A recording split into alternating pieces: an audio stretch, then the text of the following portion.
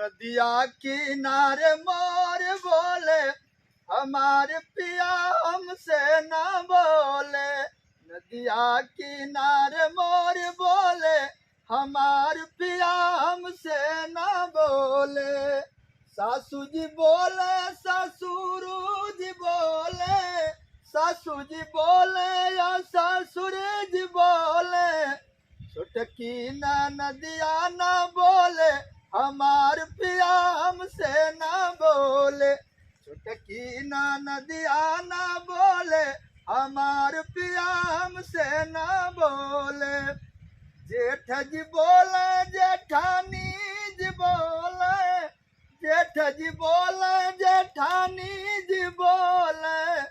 देवरानी हिले न डोले हमार पिया हमसे न बोले।